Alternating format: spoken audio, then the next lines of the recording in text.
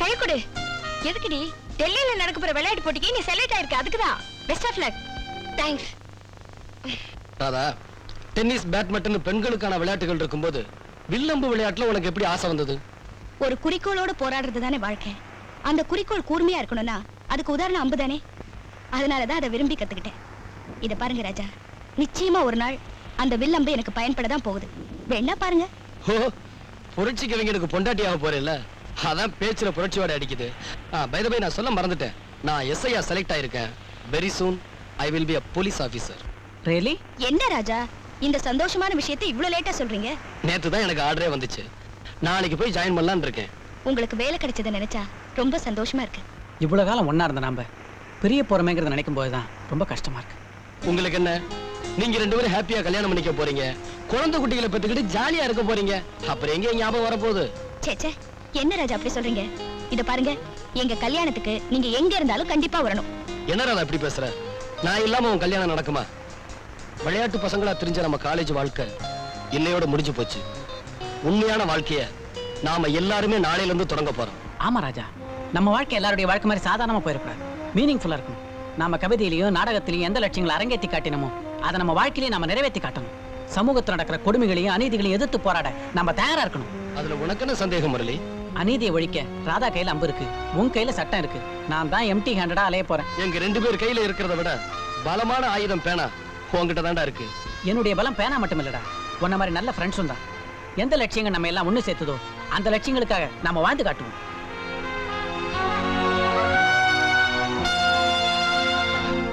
நீ எப்படி அந்த வீட்டுக்கு வந்து சேர்ந்த? முரளி அண்ணானா என்ன நடந்தது சொல்லு ராதா. உன்னை இப்படி பாப்பேன் நான் கனவுல கூட நினைக்கல.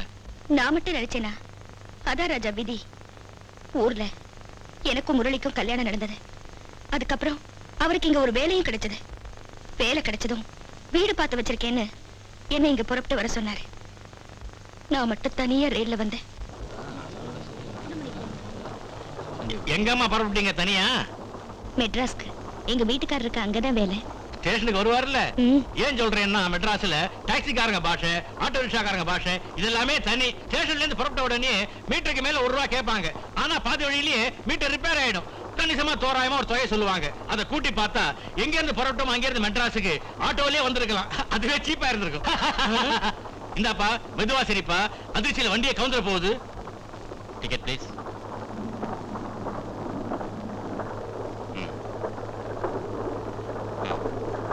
இந்த பாருங்க, ராத்திரியில பயணம் செய்றீங்க, ஜாக்கிரதையா இருங்க. அதுவும் பெண்கள் ரொம்ப ஜாக்கிரதையா இருக்கணும். அவசியம்னா சங்கிலியை பிடிச்சிடுங்க, பயப்படாம சங்கிலி எழுங்க. சங்கிலி எழுங்க சங்கிலி எழுங்கன்னு சொல்றானே, எந்த சங்கிலி எழுக்க சொல்றான்? இவனே தூங்குற திருடன் எழுப்பி கழுத்துல இருக்கிற சங்கிலி எழுக்க சொல்றானா? ஏங்க, உங்க பையனுக்கு பேச வராதா? ஆமாங்க, இவன் ஊமை. இப்படி ஒரு பையனை கொடுத்துட்டு கடவுள் இவன் ஊமையாக்கிட்டாரு. வாயில்லாம படைச்ச கடவுள் வயிறு இல்லாம 2 பேரும் படைச்சிருந்தாருன்னா ரொம்ப சௌரியமா இருந்திருக்கும். கொஞ்சம் இருமா. அன்புள்ளம் கொண்டவர்களுக்கு நான் ஒரு காக்கா வலிப்பு வியாதிஸ்தன். எங்காவது நினைவு தவறி நான் மயங்கி விழுந்தால் சேர்க்க வேண்டிய விலாசம். ஏங்க, உங்களுக்கு இப்படி ஒரு வியாதி இருக்கே, நீங்க ரயில்ல பயணம் செய்யும் போது திடீர்னு வலிப்பு வந்துடுச்சுன்னா என்ன செய்வீங்க? அதுக்கு தான் இந்த தகட்டே மாட்டி வச்சிருக்கிறேன். அப்படி வலிப்பு வந்துருச்சுன்னா இந்த விலாசத்துல என்ன கொண்டு போய் சேர்த்துருவாங்க.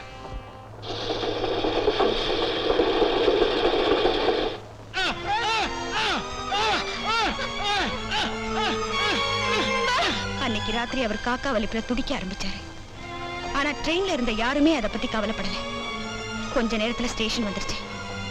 அவர் அவரோட விலாசத்துல இருக்கும்படி கம்பார்ட்மெண்ட்ல உள்ள எல்லார்கிட்டையும் கெஞ்சினேன். யாருமே அதை பத்தி பொருட்படுத்தாம போயிட்டாங்க. அவரை பத்திரமா கொண்டு போய் சேர்க்க வேண்டிய பொறுப்பு என்னுடையதாயிடுச்சு.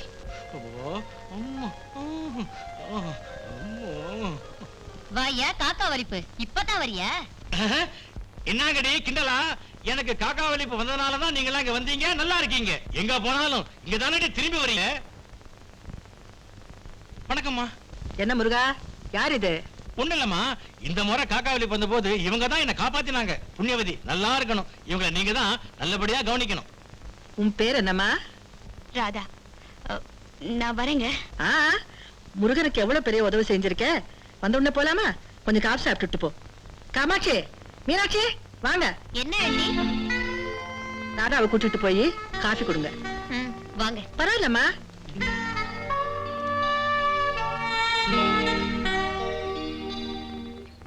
ஏண்டா முருகா, உங்கிட்ட மட்டும் இவ்வளவு அழகான பொண்ணுங்க எப்படிடா மாத்துறாங்க? என்னோட வலிப்பு வலிக்குது அம்மா. பாராட்டத்தோட இல்லாம பணத்தை அள்ளி கொடுங்கம்மா. உனக்கு எவ்வளவு கொடுத்தாலும் போறாது. இந்த அடுத்த டைம் டைம் ஆச்சு, நான் வரட்டுமா? ஏ லீலா, வா வா வா. அந்த பொண்ணு ஏதாவது முரட்டுத்தனம் செஞ்சா கன்னத்துல 2 அறை கொடு. கதவை தாப்பா போடு சீக்கிரம்.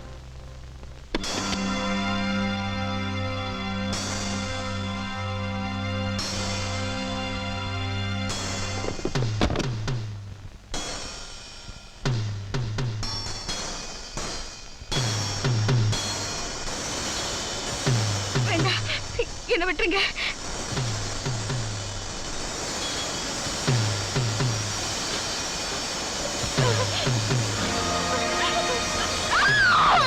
போதும் ராதா, போதும். இதுக்கு மேல சொல்லாத. அதனாலதான் நான் மானம் இழந்தவங்கிற விஷயம் வெளியே தெரியறதுக்கு முன்னாடியே சாகணுங்கிற முடிவுக்கு வந்தேன். என்னை ஏன் காப்பாத்துறீங்க? ராதா, சாவு ஒண்ணுதான் எந்த சங்கடத்துக்கும் முடிவுன்னு நினைக்கிறது கோழத்தனம். உன் புருஷன் இதே உள்ளவன். உண்மை தெரிஞ்சா கண்டிப்பா உன்னை வாழ வைப்பான். அவனை எனக்கு நல்லாவே தெரியும். வா. என்ன மன்னிச்சுக்க ராஜா. இவ்வளவு நடந்ததுக்கு அப்புறமும் இவளை ஏத்துக்கிறதுக்கு நான் ஒண்ணும் மகாத்மா இல்ல, சாதாரண மனுஷன். முரளி, இவளோட வாழ்க்கை வீணாயிடக்கூடாதுன்னு பாக்குற நீ இவளை ஏத்துக்கிட்டா என்னோட வாழ்க்கை என்ன அவன் கொஞ்சமாவது யோசிச்சு பாத்தியா? நாளைக்கு நாங்க 2 பேரும் ரோட்ல நடந்து போனா கெட்டு போனவருடைய புருஷன் போறான் பாருன்னு என்ன பார்த்து இந்த உலகம் காரி துப்பாது? நீ தப்பா சொல்ற முரளி. சந்தர்ப்ப வசத்தால கெட்டு போன ஒரு பொண்ணுக்கு வாழ்க்கை கொடுத்த மனித தெய்வம் தான் உன்னை எல்லாரும் பாராட்டுவாங்க. தயவு செஞ்சு மனிதாபிமானத்தோட இவன் நிலைமையை பத்தி யோசிச்சு ஒரு முடிவுக்கு முரளி. அவசரப்படாத. மனிதாபிமானம், தியாகம் இதெல்லாம் மத்தவங்களுக்கு உபதேசம் பண்ணத்தான், நமக்கு இல்ல. அப்படின்னா வார்த்தைக்கு வார்த்தை சமுதாய சீர்திருத்தம் லட்சியம்னு கவிதையை எழுதி தள்ளினையே, அதுக்கு என்ன அர்த்தம்? புவர் பாய், அந்த கிறுக்கல கேக்குறியா? மாடா நாட் மாதிரி கவிதைகளுக்குன்னு ஒரு மவுஸ் வந்தது, அதுவும் புரட்சி கவிதைகளுக்கு ரொம்ப நல்ல மார்க்கெட். அதனால சீர்திருத்த கவிதைகளா எழுதினேன். பணம், புகழ், செல்வாக்கு அத்தனையும் சம்பாரிச்சேன். என்ன பொறுத்த வரைக்கும் கவிதைங்கிறது குறைஞ்ச முதலீட்டுல நிறைய லாபம் தர ஒரு தொழில், அவ்வளவுதான். இந்த தலைமுறையை பெருமைப்படுத்த வந்த பெரிய கவிஞன் உன்னை பத்தி எடை போட்ட பாரு.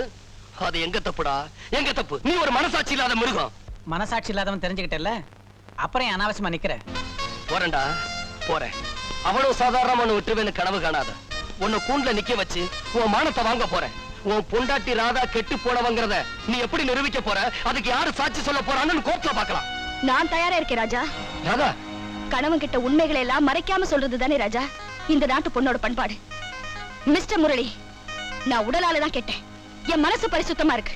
ஆனா உனக்கு மனசு, புத்தி, மூளை அத்தனையுமே கெட்டு போச்சு. ராதா, ஷட் அப்.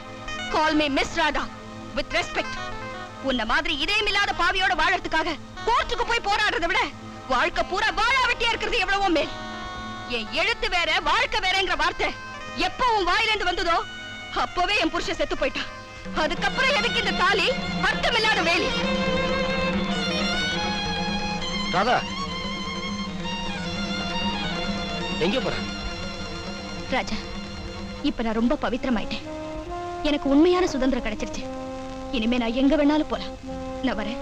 ராதா, ஒரு முரளியை வச்சு இந்த உலகத்தையே தப்பா எடை போட்டுறாத. என்ன உன் நண்பனா நினைச்சா என் வீட்டுல நீ தாராளமா தங்கலாம்.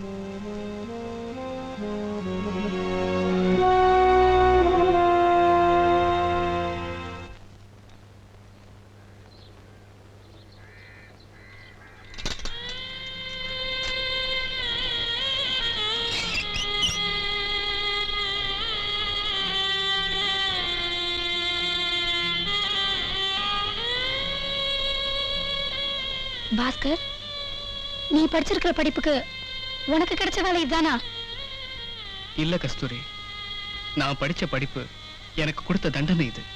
அன்னைக்கு உங்க அம்மா கிட்ட பெரிய வேலை கிடைச்சிருக்கிறதா சொன்னியே, அது பொய் தானே? நான் சாகிறது போதாதா? உண்மையை சொல்லி அவங்களையுமா சாகடிக்கணும்? படிக்காம போயிட்டுமேன்னு முன்னெல்லாம் அடிக்கடி நான் வருத்தப்படுவேன். இப்போ உன்னை பார்க்கும்போதுதான் படிக்கிறதுக்கு நேரத்தை வீணாக்காம இருந்தது எவ்வளவு பெரிய புத்திசாலித்தனம்னு தெரியுது. கஸ்தூரி, நான் இப்படி ரிக்ஷா ஓட்டி படிச்சுக்கிட்டு இருக்கேன்னு மறந்து கூட எங்க அம்மா கிட்ட சொல்லிடாத. ஏன்? ஏதோ பெரிய ஆபீசரா நான் வரப்போறேங்கிற நம்பிக்கையில எங்க அம்மா எவ்வளவோ கஷ்டப்பட்டு என்ன படிக்க வச்சாங்க. இந்த கோலத்துல அவங்க என்ன பார்த்தாங்கன்னா அதுக்கப்புறம் ஒரு நிமிஷம் கூட உயிரோட இருக்க மாட்டாங்க. என் படிப்பு தான் அவங்கள சந்தோஷமா வாழ வைக்கல. அட்லீஸ்ட் இந்த பொய்யாவது அவங்கள சந்தோஷப்படுத்தட்டும்.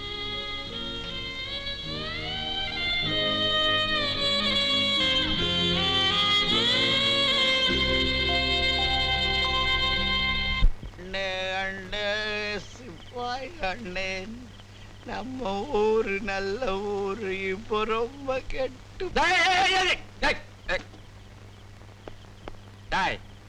எவ்வளவு தைரியம் இருந்தா காக்கி சட்டை போட்டுக்கணும் ஒருத்தன் வரானேன்றது கூட தெரியாம தண்ணி அடிச்சுட்டு என் மேலேயே முட்டி இருப்ப. நீ நல்ல கஷ்டம். ஓட்ட ஓட்டல் வண்டி கூடாந்து என் மேல டாஸ் அடிச்சுட்டு இப்ப என்ன சொல்றியா நீ? டாய், ஏதாவது எடுத்து பேசுன உன்னை முட்டிக்கு முட்டி தட்டி உள்ள தள்ளிடுவேன். ஜாக்கிரதை. பாக்கலாம் யார் உள்ள போறது. சைக்கிளுக்கு லைட் எங்க பாக்குது? வருகுது. என்ன பெல்லு பெல்லு யாரு கேட்டா? லைட் எங்க? அதான் கேக்குறான். இப்போ கோர்ட்ல கேக்குறான் லைட் எங்க? இங்கதானே இருந்தது. தேடி எங்க போச்சு? வா ஸ்டேஷனுக்கு வா. இன்ஸ்பெக்டர் கையில சொல்லு, எல்லாம் சொல்லு. வா. என்ன ஸ்டேஷனுக்கு? இன்ஸ்பெக்டர் சார் வரோம். என்ன ஸ்டேஷனுக்கு கூப்பிடுறியா நீ? வா. உன்னை கம்பிக்கு பின்னாடி வச்சு மூஞ்ச பேத்தாத்தான் நான் யாருன்னு தெரிஞ்சுக்குவேன். உள்ள வா. நீ உன்னை எல்லாம் உள்ள பேசிக்கிறேன். விட்டா ஓடிடுவான். சோ மாறி. யோ, என்ன அது கலாட்டா? எழுந்துடுறா, எழுந்து நில்லு.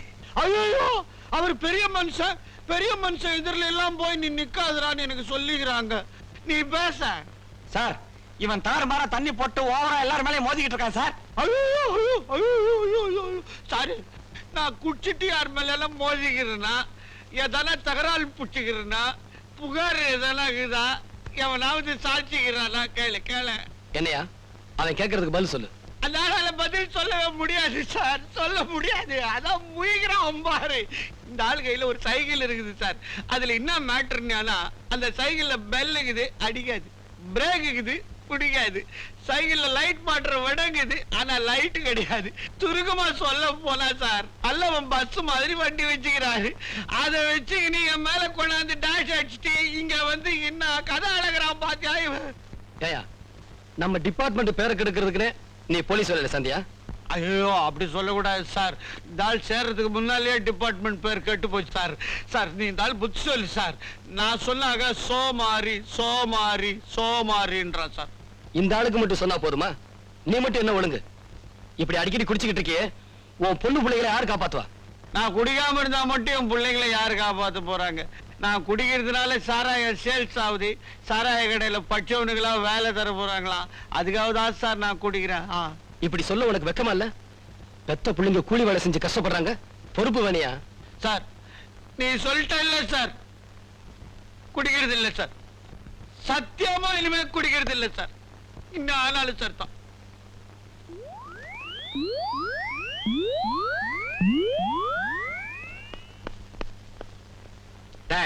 இன்ஸ்பெக்டர் கிட்ட என்ன சொன்ன?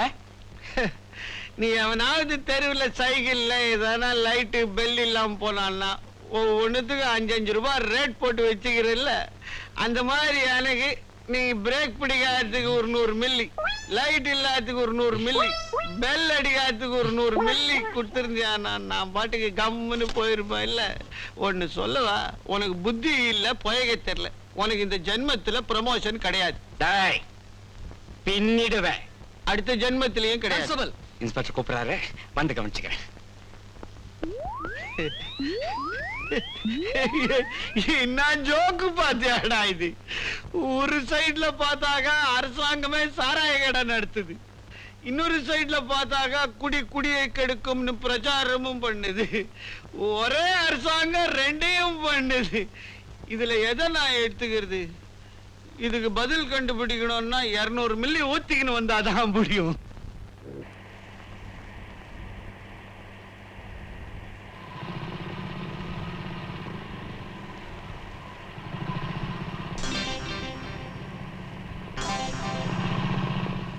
என்னடி வர வர ப்ரொபசரையும் சைட் அடிக்க ஆரம்பிச்சிட்ட? சி போடி.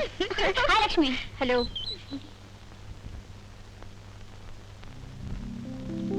வந்து ரொம்ப நேரம் ஆச்சா? இப்பதாம்மா. வாமா உட்காரு. சௌக்கியமா? இந்தா இதை வச்சுக்கோ. மாசம் மாசம் வரும்போதெல்லாம் பூ பழம் பிஸ்கட்னு ஏதேதோ வாங்கிட்டு வரீங்க. உங்க அன்பும் ஆதரவும் கிடைக்கிறதுக்கு அனாதை அண்ணனா போன ஜென்மத்துல ஏதோ புண்ணியம் பண்ணிருக்கணும். லக்ஷ்மி, மாசத்துக்கு ஒரு தடவையாவது உன்னை பார்க்கலன்னா எனக்கு பைத்தியமே பிடிச்சிடும் போல இருக்கு. உன்னை பாக்குறப்போ காணாம போன என் பொண்ணை பாக்குற திருப்தி ஏற்படுதுமா எனக்கு. ஆமா, ஒவ்வொரு மாசமும் என்ன பார்க்க வரீங்களே தவிர ஒரு தடவையாவது உங்க வீட்டுக்கு என்ன கூட்டிட்டு போக மாட்டீங்களா? என் வீட்டுக்கா? வேண்டாமா, நீ அங்க வரவே வேண்டாம். உங்க வீட்டுல நிறைய குழந்தைங்க இருக்காங்களா? ஆமாம்மா, நிறைய குழந்தைங்க இருக்காங்க. அப்படி இருந்தோ என் மேல நீங்க இவ்வளவு அன்பு காட்டுறீங்க, என்ன அது அதிர்ஷ்டம்தான். எப்பவுமே கிட்ட இருக்கிற குழந்தைய விட எட்ட இருக்கிற குழந்தை மேலதாம்மா அம்மாவுக்கு ஆசை அதிகம். என் மேல இவ்வளவு அன்பு வச்சிருக்கிற உங்க குழந்தைங்களை பார்க்கணும்னு எனக்கு ஆசை இருக்காதா? ஒரு தரம் உங்க வீட்டுக்கு என்ன கூட்டிட்டு போங்கம்மா. அப்படி ஒரு நேரம் வராமலா போகும்? அப்ப கட்டாயம் நான் உன்னை கூட்டிட்டு போறேன். ராதா, நான் போன காரியம் சக்சஸ். உனக்கு பள்ளிக்கூடத்துல வேலை கிடைச்சிருச்சு. விளக்கு மாத்துக்கு பட்டு கொஞ்சம் கட்டி என்ன ராஜா பிரயோஜனம்? இருண்டு போன வாழ்க்கை மறுபடியும் வெளிச்சத்துக்கு வர முடியுமா? பழசையே நினைச்சுக்கிட்டு வருத்தப்படாத ராதா. இருட்டும் வெளிச்சமும் மாறி மாறித்தான் வரும். ராதா, பிஞ்சு உங்களை தினம் பார்த்து அவங்களுக்கு பாடம் சொல்லி கொடுத்து அவங்களோட பழகினா உன் மனசுக்கு ஆறுதலா இருக்கும்னு நினைச்சுதான் நான் இந்த வேலைக்கு ஏற்பாடு பண்ணேன். வா Radha. No no no no, உங்க சர்டிபிகேட்ஸ பார்க்க வேண்டிய அவசியமே இல்ல. You are appointed. Thank you sir. By the by Radha, இந்த டிஸ்ட்ரிக்ட்லயே நம்ம ஸ்கூல் பிள்ளைங்க விளையாட்டு போட்டிகள்ல ஃபர்ஸ்ட்னு பேர் வாங்கணும். அதுக்காக நீங்க பாடுபடணும். முயற்சி பண்றேன் சார். ரொம்ப தேங்க்ஸ் சார். இந்த உதவியை நான் மறக்கவே மாட்டேன். நோ மிஸ் ராஜா, ராதா மாதிரி ஒரு ஆசிரியர் கிடைக்கிறது ரொம்ப அபூர்வம். ராதா, இதுல ஒரு கையெழுத்து போடுங்க. நீங்க என்ன சொன்னாலும் சரி, நாங்க இந்த இடத்தை விட்டு காலி பண்ண மாட்டோம். இப்போ மரியாதை காலி பண்ணல, இங்க நடக்கிறதே வேற. உங்க நன்மைக்காக சொல்றேன், நான் கொடுக்குற பணத்தை வாங்கிட்டு இங்க ஓடுங்க. கம்னர்ரா பேமானி. எங்க பாட்டம் போறத விட இது, எங்க அப்பா போறத விட இது. நாங்க எங்க புள்ள குட்டிகளை இங்கதான் பிறந்து வாழ்ந்துட்டு இருக்கிறோம். பரம்பரையா வாழ்ற எடுத்து விட்டு எங்களை காலி பண்ண நீ வேண்டா. தம்மா தொண்டு பயிராகிற தட்டினா தாராந்துருவேன். என்ன போல வஸ்தாதுகையில வந்து மோதறிய அறிவுக்குதா உனக்கு? மொட்டை பையா. எங்க செல்வாக்க தெரிஞ்சுமா அப்படி பேசுற? நாங்க நினைச்சா ஒரு நிமிஷத்துல புல்டோசரை வச்சு எல்லாத்தையும் தரமட்டம் வாங்கிடுவோம். கொண்டாடாம புல்டோசரை பாத்துறேன். டின் கட்டி வாங்கிச்சாக்குறத என்ன சொன்ன? கைய வச்சா எலும்பை எண்ணிடுவோம். இன்னும் நினைச்சுக்கினே என்ன நீ போய் 2 மில்லி போட்டுக்கின்னு வரேன். அப்பால பாடுற நீ நம்மள அப்பால பாடுறா. ஆமா, இங்க என்ன கலாட்டா? இந்த இடத்தை நாங்க விலைக்கு வாங்கியிருக்கோம். இதுல நீங்க குடியிருக்கிற சட்ட விரோதம். மிஸ்டர், இது புறம்போக்கு நிலம். இத உங்க செல்வாக்குல நீங்க உங்க பேர்ல மாத்திக்கிட்டதா சட்ட விரோதம். அத நாம கோர்ட்ல பாத்துக்கலாம். எப்ப இது எங்க இடம்னு முடிவாயிடுச்சோ நாங்க எது கோர்ட்டுக்கு போகணும்? முடிவா சொல்றேன். நீங்களா போறீங்களா இல்ல நாங்களா போக வைக்கவா? உங்க மிரட்டலுக்கெல்லாம் பயந்தவங்க நாங்க இல்ல. இந்த இடத்தை விட்டு போக முடியாது. ஏதாவது பலாத்காரம் பண்ணீங்க, எங்களுக்கும் பதிலடி கொடுக்க தெரியும். மலையோட மோதினா மண்டை தான் செதறும். மழையா? ஏழைங்க வயிறு எரிஞ்சா மலையே பொடிப்படியா உதிர்ந்துரும். போடாங். குறைக்கிற நாய் கடிக்காது. 2 எலும்பு துண்டை வீசி எறிஞ்சா கப்பிக்கிட்டு ஓடும்னு எனக்கு நல்லா தெரியும். என்னப்பா, இங்க என்ன தகராறு? சார், பரம்பரையா நாங்க வாழ்ந்துகிட்டு இருந்த இந்த இடத்தை காலி பண்ண சொல்லி ஆளுங்களை வச்சு மிரட்டுறார். இது எங்க சொந்த இடம். அதுக்கு ஆதாரம்? எங்க அப்பா வாயை திறந்தா போதும் 1000 ஆதாரங்களை வந்து விடும். இப்ப ஒரே ஒரு ஆதாரத்தை காட்டு. இன்ஸ்பெக்டர், நீங்க இந்த காலி பசங்க கூட சேர்ந்துக்கிட்டு பேசுறீங்க. நாங்க சொன்னா நீங்க நம்பணும். உங்ககிட்ட ஆதாரத்தை கேட்டு கெஞ்ச வேண்டிய நிலையில நாங்க இல்ல. எங்க செல்வாக்கு உங்களுக்கு தெரியுமில்ல? நான் இப்ப யாருக்கு செல்வாக்கு இருக்குன்னு கேட்கல, யாருக்கு உரிமை இருக்குன்னு கேட்கிறேன். என்ன கேட்கிற கேள்வியை இவங்களை கேளுங்க. இவங்களுக்கு உரிமை இருக்குங்கிறத நிரூபிச்சா இவங்க இங்கே இருக்கட்டும். 1 வாரம் டைம் தர்றேன். இல்ல இவங்க பணங்களை அடக்கம் பண்ண தயாராயிருங்க.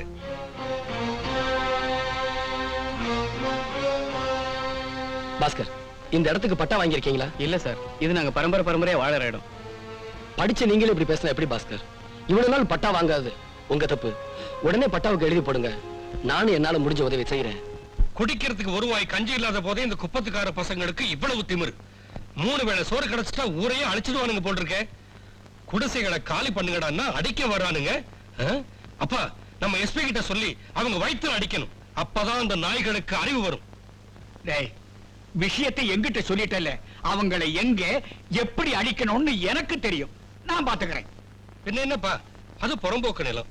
அங்க இருக்கிற குடிசைகளை எல்லாம் காலி பண்ணிட்டு அழகா ஒரு பிசினஸ் காம்ப்ளெக்ஸ், ஒரு தியேட்டர் கட்டணும்னா இவனுக்கு தானே அனுபவிக்க போறானுங்க. அதை எடுத்து சொன்னா புரிஞ்சுக்க வேணாம்.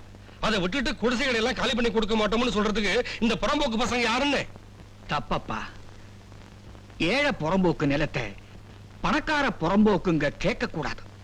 அவசரமா இருந்தா நம்ம காசை செலவழிச்சு நம்ம மூளையை உபயோகிச்சு அவங்களுக்கே அத பட்டா பண்ணி கொடுத்துடணும். காசு இல்லாதவன் இருக்கிறானே, அவன் ஆசைப்படுற அளவுக்கு அனுபவிக்க தெரியாது. குடியிருக்கிறதுக்கு நிலம் கொடுத்தா அதை வித்து வாயில போட்டுப்பான். அதனால்தான் சொல்றேன், எவ்வளவு சீக்கிரம் அவங்களுக்கு நம்ம பட்டா பண்ணி கொடுக்கிறோமோ அவ்வளவு சீக்கிரத்துல அந்த நிலம் நமக்கே திரும்பி வந்துடும். இப்ப புரியுதா? ஐயோ ஐயோ, நீங்க இங்க இருக்க வேண்டிய ஆளே இல்லைங்க.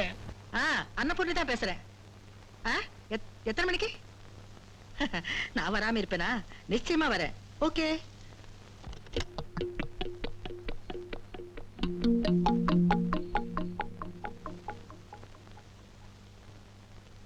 கூட்டிட்டு வரலாங்களா? என்ன கேள்வி? கூட்டிட்டு வாங்க.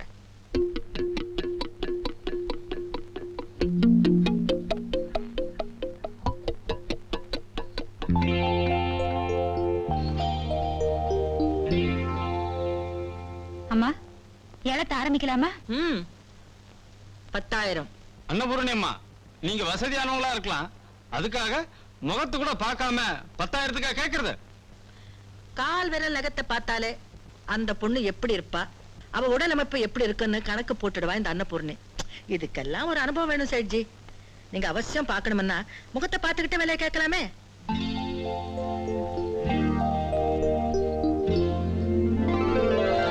बहुत अच्छा.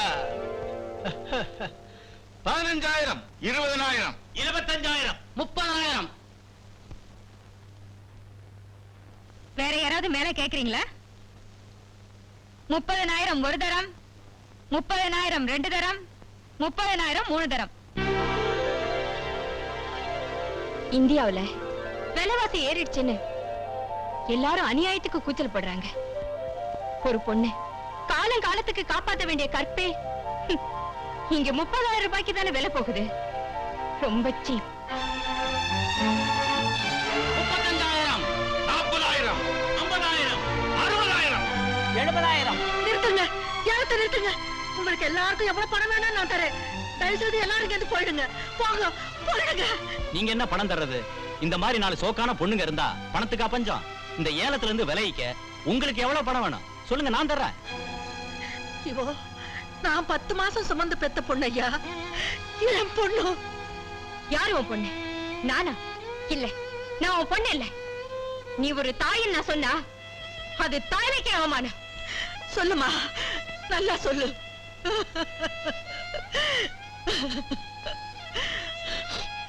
நான் கன்னியா இருக்கிறப்பவே உன்னை கருத்தரிச்சேன். அதுக்கு காரணமானவன் என்னை கைவிட்டுட்டு போயிட்டான். வாழ்க்கையோட போராடி உன்னை வளர்க்க நான் வெபிச்சாரி ஆனேன். இந்த போலீஸ்காரன் கிட்ட அடிபட்டு அடிபட்டு என் உள்ளமும் உடலும் தளர்ந்து போச்சு.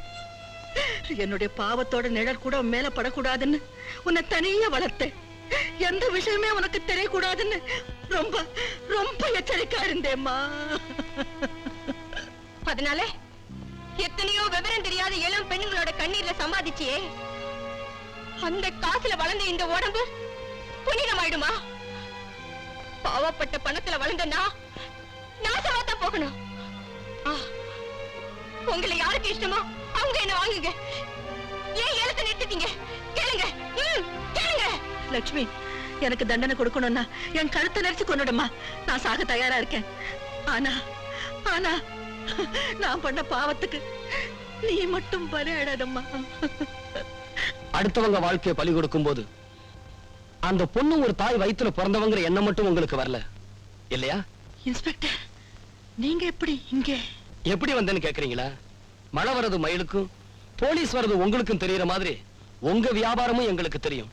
அன்னபூர்ணி அம்மா, எத்தனையோ பெண்களோட கற்பு கற்பூரமா எரியும் போது சந்தோஷப்பட்ட நீங்க உங்க பொண்ணுக்கு அந்த நிலைமை வரும்போது மட்டும் ஏன் கலங்குறீங்க? உங்களுக்கு தேவை பணம் தானே. அந்த பொண்ணை ஒரு விலை போட்டு எடுத்துக்குங்க. உங்க வியாபாரம் உயர்றதுக்கு லட்சுமியோட அழகு இளமையும் ரொம்ப உபயோகமா இருக்கு. நீங்க சம்பாதிச்ச பணத்துக்கு லட்சுமி மாதிரி எத்தனை பெண்கள் பலியா இருப்பாங்கன்னு கொஞ்சமாவது யோசிச்சு பாத்தீங்களா? இன்ஸ்பெக்டர், போலீஸ்காரங்க கிட்ட கத்தியும் துப்பாக்கியும் மட்டும்தான் இருக்குன்னு நினைக்காதீங்க. நல்ல மனசும் நியாயமும் கூட இருக்கு. இன்ஸ்பெக்டர், நான் செய்த தப்புகள் எல்லாம் ஒத்துக்கிட்டு நானே ஒப்புதல் வாக்குமூலம் தரேன். என்ன அடிங்க, தூக்கில போடுங்க. என்ன வேணா செய்யுங்க, நான் தயாரா இருக்கேன். உங்களுக்கு தண்டனை வாங்கி தரதே என் நோக்கமா இருந்திருந்தா நான் உங்களை சந்திச்ச அன்னைக்கே நீங்க கம்பி எண்ணிக்கிட்டு இருந்திருப்பீங்க. உங்களை திருத்தணும், வழி தவறி போய்கிட்டு இருக்க உங்களை சரியான வழிக்கு திருப்பணுங்கிறதுக்காகத்தான் நான் இவ்வளவு நாளும் காத்துக்கிட்டு இருந்தேன். அதுக்காகத்தான் ஏலங்கிற பேர்ல ஒரு நாடகம் ஆடினேன். அண்ணா, உங்களால என் கடந்த கால வாழ்க்கையை பத்தி நான் தெரிஞ்சுக்கிட்டேன். எங்க அம்மா எத்தனை பாவத்தையும் சுமக்கிறதுக்கு காரணம் அன்னைக்கு நான் அவங்க வயித்துல சுமையா இருந்ததுதான். அப்படிப்பட்ட நான் இன்னைக்கு அவங்கள திருத்துற முயற்சியில ஒரு துரும்பா உபயோகப்பட்டிருக்கேன். அதுல எனக்கு ரொம்ப சந்தோஷம். நான் வரேன்னா. லட்சுமி, நான் செய்த பாவத்தை எல்லாம் உங்க நல்ல குணத்தால கழுவிட்டீங்க. இந்த புனிதமான நேரத்துல என்னை விட்டுட்டு போயிடாதம்மா.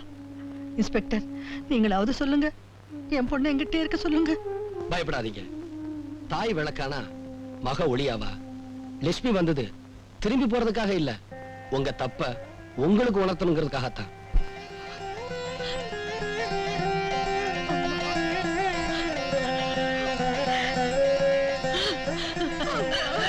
போதும்மா, போதும், எனக்கு இதுவே போதும்.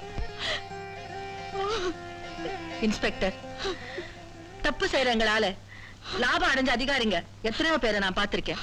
ஆனா நாங்க திருந்தணும்னு நினைக்கிற ஒரே ஒரு கடமை வீரனை இன்னைக்குதான் நான் பார்த்தேன். இன்ஸ்பெக்டர், நான் எத்தனையோ பெண்களோட வாழ்க்கையை பாழாக்கிட்டேன். இன்னில இருந்து அவங்க வாழ்க்கையை திருத்தி அமைக்கணும்னு நான் பாடுபட போறேன். என் கண்ணை திறந்த என் மகள் லட்சுமியையும் உங்களையும் என்னால மறக்கவே முடியாது.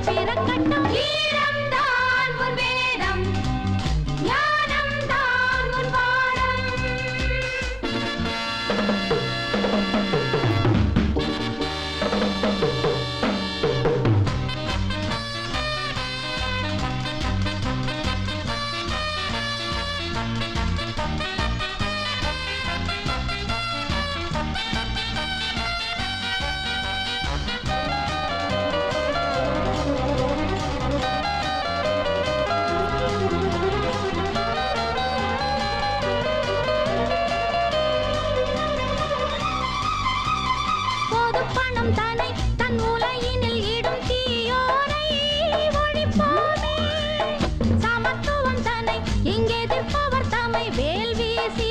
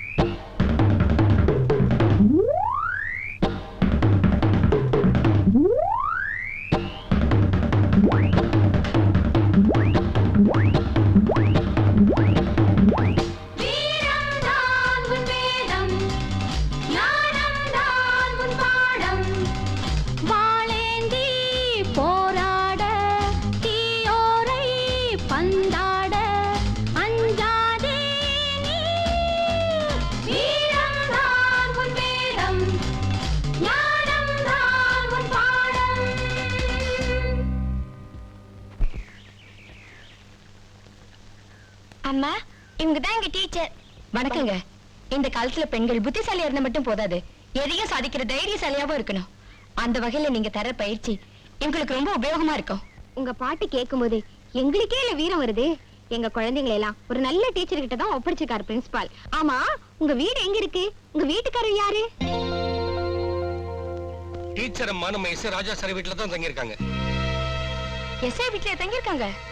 எங்கிருந்தோ எஸ்சி ஒரு பொண்ணை கூட்டிட்டு வந்து வச்சிருக்காருன்னு சொன்னாங்களே, அது இதுதானா? அவசரப்பட்டு தப்பா பேசாதீங்க. நீங்க நினைக்கிற மாதிரி ராதா மானத்தை வித்து பொழப்பு நடத்துறவ இல்ல. புராண காலத்து அகலிக மாதிரி மோசம் பண்ணப்பட்டவ. அப்படின்னா ஏதாவது ஒரு ராமனோட கால் படுற வரைக்கும் கல்லாவே இருக்கட்டும். இப்போதைக்கு ராமன் கால் பல்லனா என்ன, ராஜா கால் பட்டுக்கிட்டே இருக்கு. நாக்குல நரம்பு இல்லாம பேசாதீங்க. ராஜாவை பத்தி உங்களுக்கு தெரியாது. அவரு நெருப்பு மாதிரி. ராதாவுக்கு அவருக்குள்ள நட்பு ரொம்ப புனிதமானது. ஒரே வீட்ல இருந்துகிட்டு ஒரே தட்டுல சாப்பிட்டுக்கிட்டு ஒரே படுக்கையில படுத்துக்கிட்டு அவங்க நடத்த புது உறவை புனித உறவா நினைச்சுக்க நாங்க ஒண்ணு பச்சை குழந்தை இல்ல. பிரின்சிபால் சார், உள்ளேயே அடைஞ்சு கிடக்காம அடிக்கடி வெளியில வந்து பாருங்க. அப்பதான் அவங்கள பத்தி எல்லாரும் என்ன பேசிக்கிறாங்கன்னு உங்களுக்கு புரியும். எதுக்கு வளவளன்னு பேசிக்கிட்டு நாங்க எல்லாருமா சேர்ந்து ஒரு முடிவு பண்ணிருக்கோம். இனியும் அவளை இங்க வேலைக்கு வச்சுக்கிட்டீங்கன்னா நாளையில இருந்து எங்க குழந்தைகளை உங்க பள்ளிக்கூடத்துக்கு அனுப்ப மாட்டோம். அவ்வளவுதான்.